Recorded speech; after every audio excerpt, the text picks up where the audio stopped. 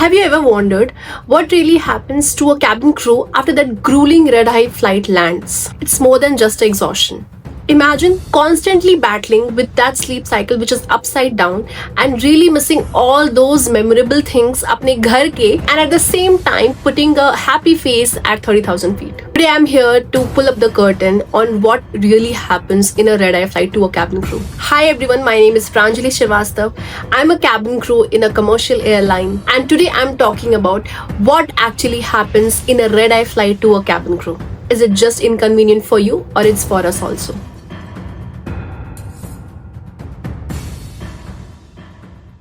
Red eye flights are part of aviation. मतलब कि तुम कुछ भी करके अगर एविएशन में आ रहे हो तो you can't escape from red eye flights.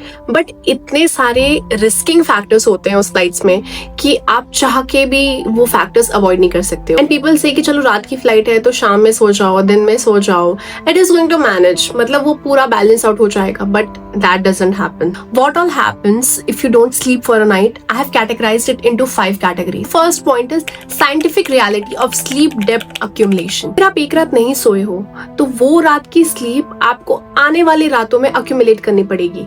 अगर आप दिन में सो रहे हो उसकी जगह पे nothing is going to happen. Neurologically इतना इम्पैक्ट होता है आपकी बॉडी पे कि अगर आप एक रात नहीं सो रहे हो तो वो आपकी आने वाली कई दिनों की रात की साइकिल को डिस्टर्ब कर सकता है. आपके कितने सारे REMs डिसरप्ट हो सकते हैं अगर आप एक रात में नहीं सोते हो तो. इससे आपके हार्मोन्स भी बहुत ज्यादा इफेक्ट होते हैं. आपका हार्मोनल इम्बैलेंस इतना ज्यादा ट्रिगर हो जाता है कि आपके ग्रेलिन एंड लेप्टिन लेवल्स भी अफेक्ट होते हैं. Ghrelin and leptin are opposing hormones which affects your energy and appetite change. अगर आपका एपेटाइट और एनर्जी ही इम्बैलेंस्ड हो गया है तो आपके हार्मोन्स की क्या हालत होगी जरा सोचो.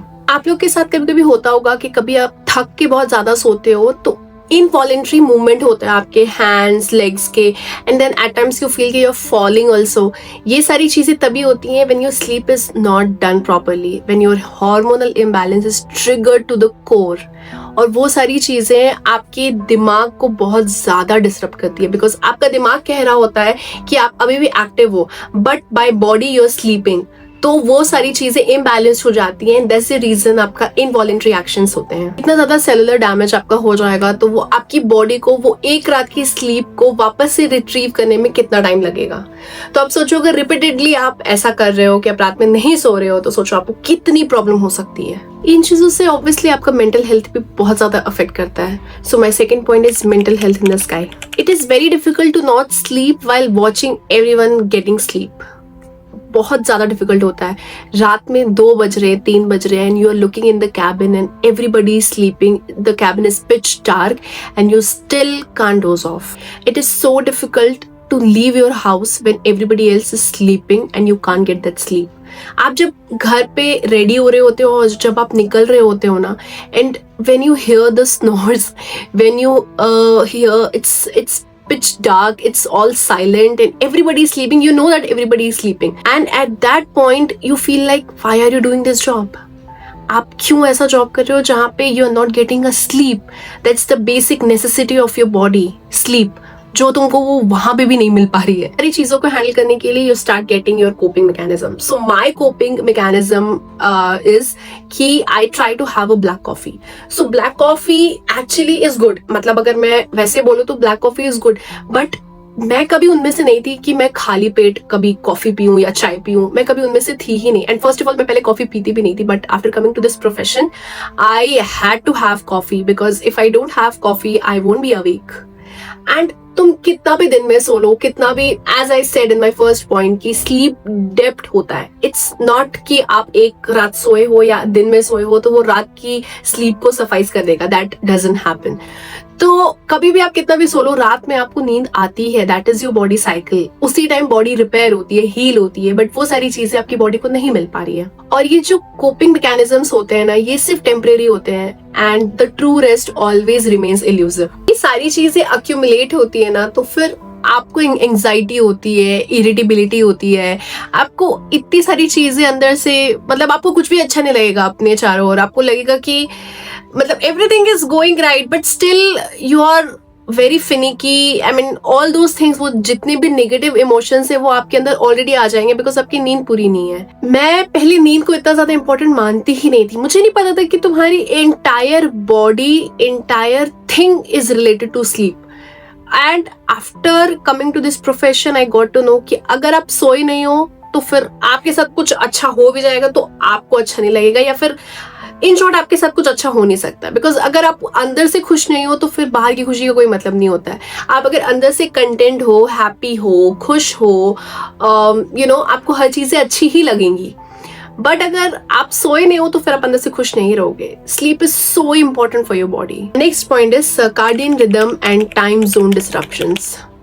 ये सबसे बड़ा जॉब हैजर्ड है आई फील, क्योंकि आप रात में तो फ्लाई कर ही रहे हो, आप दिन में भी फ्लाई कर रहे हो, सेकेंडली आप टाइम जोन्स भी फ्लाई कर रहे हो। So normally international flight more than 2 hours, 3 hours, 4 hours, 5 hours की रहती है। और अगर आप ऐसी फ्लाइट्स कर रहे हो तो इट इज वेरी डिफिकल्ट कि आप दिन में भी जगे रहो, रात में भी जगे रहो, प्लस आप टाइम जोन्स भी ट्रैवल करके आपको जेट लैग ना हो।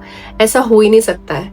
सेकेंडली आजकल एविएशन इतना ज्यादा बूम किया है कि तुम्हारे नंबर ऑफ पैसेंजर्स भी बहुत ज्यादा इंक्रीज हो गए हैं, उनकी डिमांड्स भी बहुत ज्यादा इंक्रीज हो गए हैं। तो अगर आप सपोज करो कि हैदराबाद से जद्दा की फ्लाइट कर रहे हो और वो फ्लाइट 4 घंटे की है, तो वो 4 घंटे में हो सकता है कि आप 3 घंटे सिर्फ सर्विस करते रहो because people are so much demanding.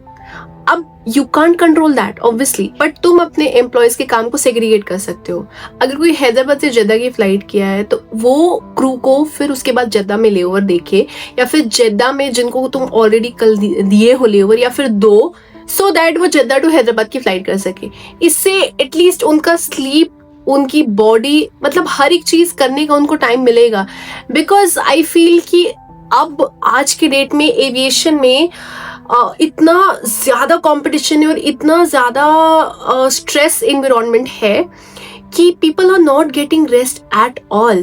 Being a part of that fraternity, I know it is very difficult to take rest. Really, it is very difficult. मतलब अगर तुम्हारा ऑफ हो गया है, या फिर तुमको PLs मिले हैं, या फिर तुम्हारा A पे एक्सपायर हो गया है, तुम तभी घर पे बैठ रहे हो। Otherwise 6 days, 7 days continuously you're flying and you're not flying any easier sectors. You're flying like 4 sectors, you're flying like 3 sectors, वो भी रात, पूरी रात जा रही है तुम्हारी। You are not getting rest at all. आपका सर्काडियन रिदम इतना ज्यादा फक्ड अप हो चुका है कि आप घर पे रह के भी चीजें नहीं कर पा रहे हो। फॉर एग्जाम्पल कि पहली बात तो अगर आप घर पे नहीं हो तो obviously you are missing on so many things. वो इंटरनली कहीं ना कहीं अक्यूमुलेट होके आपको बहुत ज्यादा ट्रिगर करता है। You are missing your birthday, you are missing your family's birthday, you are missing major holidays, Diwali, Holi, all those things, and you are not missing for a year और 2, you are missing like continuously for 5 years, 6 years, 7 years because you are not getting leaves. अगर by chance आप घर पे हो भी, सो आप बहुत ज्यादा स्ट्रेस्ड आउट फ्लाइट करके आए हो and then you are going for a family dinner और एनीथिंग जो भी है, you are trying to stay awake, you are trying to be present, but वो आपसे नहीं हो पा रहा है। That is not physically possible. अगर आप 6 रात से सोए नहीं हो एंड यू आर एक्सपेक्टिंग कि आप कोई बाहर के गेट टुगेदर में you stay awake and you enjoy and you do all those things, ऐसा नहीं हो पाता है। इतना ज्यादा कंपटीशन बढ़ गया है आज के डेट में कि एक्सटेंडिंग योर ड्यूटी पीरियड बहुत कॉमन हो गया है कि आप मंथ में 3 बार 4 बार उनसे एक्सटेंड करवा रहे हो। रूल है कि मंथ में सिर्फ 2 बार तुम्हारा फ्लाइट ड्यूटी पीरियड एक्सीड हो सकता है, but out of the books जाके, आउट ऑफ द वे जाके तुम सिर्फ उनसे एक तरह से घिसवा रहे हो। तुम्हारा फ्लाइट ड्यूटी पीरियड तुम एक्सीड अभी तो कर दोगे, चलो तुम अगले वीक भी कर दोगे, उसके अगले वीक भी कर दोगे, लेकिन जो स्ट्रेन तुम अपनी बॉडी को दिए हो वो रिकवर कैसे होगा? बिकॉज अगर आपकी फ्लाइट ड्यूटी पीरियड अभी एक्सीड हो गई है तो मिनिमम फिर भी 12 से 14 घंटे ही आपके पास रहेंगे after your flight to recover. But जो आपका टाइम गया है वो कैसे वो 12-14 घंटे में रिकवर हो पाएगा? और ये सारी चीजें सिर्फ अक्यूमुलेट होती रहेंगी। एंड आई फील कि फ्लाइट ड्यूटी पीरियड को एक्सीड कराना बहुत ही नॉर्मल नॉर्म्स हो गया है आज के डेट में, बिकॉज इतना ज्यादा कंपटीशन हो गया, सबको लग रहा है कि अरे करवा देते, कोई प्रॉब्लम नहीं है। एंड जब तक कि इसके अगेंस्ट कोई रिवोल्ट नहीं होगा, जब तक ऐसे कोई केस नहीं होगा कि कोई क्रू गिर गया है, मर गया है, हार्ट अटैक हो गया है, तब तक कंपनी को, अथॉरिटी को ये समझ में नहीं आएगा कि फ्लाइट ड्यूटी पीरियड एक्सीड कराना is not a normal norm. अभी कैप्टन्स के पूरे फ्लाइट ड्यूटी पीरियड सब कुछ चेंज हुआ था, एवरीथिंग हैपेंड, बट कुछ कंपनीज ने ये सारी चीजें एक्सेप्ट नहीं की, एक्सटेंशन मांगा। बट चलो कैप्टन्स का तो चलो आ गया है, हाउ अबाउट कैबिन क्रू? क्या उनको जरूरत नहीं पड़ती है एक्स्ट्रा स्लीप की? क्या उनकी बॉडी को जरूरत नहीं है एक्स्ट्रा रेस्ट की? जस्ट बिकॉज वो कैप्टन है और उनको फ्लाइट चलाना है तो उनको मेंटली प्रिपेयर्ड हर एक चीज के लिए रहना जरूरी है। क्या ऑल दो थिंग्स ठीक है, आई अग्री, उनको जरूरी है, बट एक क्रू को भी जरूरी है। दोनों की बॉडी तो इंसान की है ना, ऐसा तो नहीं कि क्रू रोबोट है, वो उसको भी तो जरूरत पड़ेगी ना।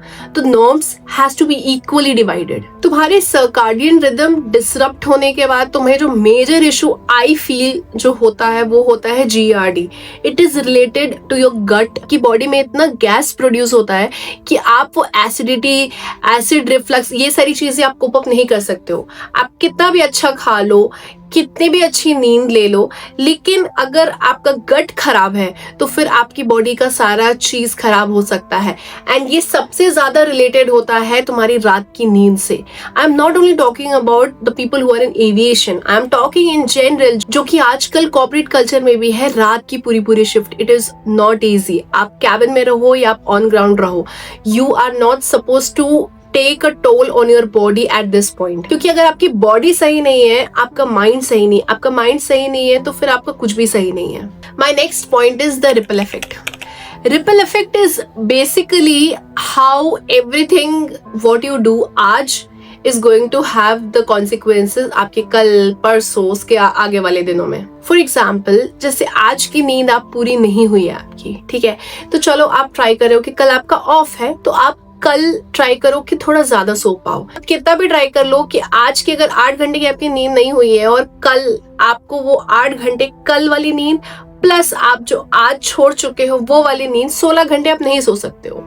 आप अगर घर पे हो, ऑब्वियसली आप अगर 5 दिन के बाद, 4 दिन के बाद, 6 दिन के बाद घर पे हो, you have things to do, you have your family, you have thousands of things. आप सिर्फ 16 घंटे सो तो नहीं सकते हो।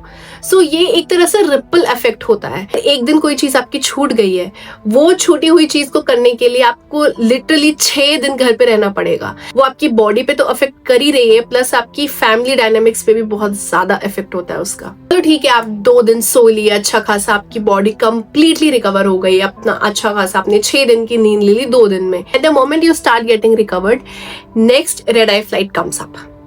सो बेसिकली आप कभी भी ये सारी चीजें मैनेज नहीं कर सकते हो अगर आप रात का कोई भी जॉब कर रहे हो तो। My last point would be addressing fatigue.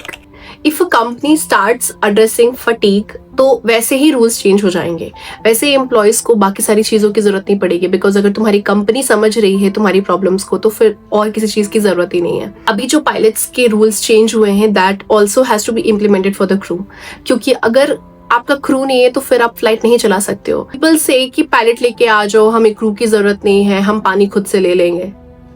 Crew are not there to serve you water. आपको अगर रात में भी कोई भी इमरजेंसी होती है ना, तो crew are there for that. I am not the flag bearer of a crew. I am here to just raise awareness regarding the misuse what company is doing. यहाँ पे सिर्फ क्रू या कैप्टन्स की बात नहीं होती है, यहाँ पे ग्राउंड स्टाफ की भी बात होती है। वो भी इतने फटीग्ड रहते हैं लेकिन कोई रूल्स चेंज नहीं होते। आप रात में अगर आपकी फ्लाइट्स नहीं मैनेज हो पा रही है, देन आप काम सेग्रीगेट क्यों नहीं करते हो? रात में आप ऐसे कोई रूल बनाओ कि 3 घंटे से ज्यादा कोई काम नहीं करेगा। आप उतने एम्प्लॉयज हायर करो, या फिर आपके एम्प्लॉयज उतने नहीं पढ़ रहे हैं तो please decrease the departures. There are several ways. लेकिन कोई भी कंपनी लॉस बेयर नहीं करना चाहती है। अगर वो लॉस बेयर नहीं करेंगी तो उनके एम्प्लॉयज को ऑब्वियसली स्ट्रेन होगा, क्योंकि फिर तुम उनसे ओवर टाइम करवाओगे और वो ओवर टाइम कहीं काउंट भी नहीं होता है। फ्रैंकली स्पीकिंग, जितने सर्वेज होते हैं ना कंपनीज में, हम लोग को मेल्स आते हैं regarding all those surveys and everything, उसमें हम लोग कितना भी चाहे, कितना भी सिचुएशंस सॉल्यूशंस पुट अप करें, वो चीजें नहीं होती हैं। अगर आप वो सर्वे हमारे लिए करवा रहे हो and it is for our betterment, तो obviously you have to take our solutions into considerations, जो कि कभी नहीं होता है। जिस दिन कंपनी अपने एम्प्लॉयज की सुनने लगे या फिर उनकी चीजों को इनटू कंसिडरेशंस लेने लगे, तो वो कंपनी ऑब्वियसली ब्लूम करेगी। आज के डेट में टाटा इतना ज्यादा टिका हुआ क्यों है? क्योंकि वो अपने एम्प्लॉयज की सुनता है। हर फील्ड में एम्प्लॉयज की सुनना पॉसिबल नहीं हो पाता है, बट एटलीस्ट उतना तो मत करो कि तुम्हारे एम्प्लॉयज तुम्हारी कंपनी छोड़ के चले जाएं। It's my heartfelt request to everybody down there कि आप अगर सॉल्यूशंस लेके आ ही रहे हो, इफ यू आर फीलिंग कि हम लोग को अपने एम्प्लॉयज के लिए कुछ तो अच्छा करना पड़ेगा सो दैट वो टिके रहे, तो सिर्फ सैलरी इंक्रीज करने से वो नहीं टिके रहेंगे। अगर उनकी लाइफस्टाइल, उनकी बॉडी, उनके मेंटल पीस के लिए आप कुछ नहीं कर पा रहे हो, तो फिर that employee is not going to be part of your company. I just hope this video reaches to everybody and कुछ तो better policies आए for everybody जो भी रात की जॉब करता है especially. Thank you so much for watching my video. If you like my video, please like, share, comment and subscribe. Thank you so much. Bye bye.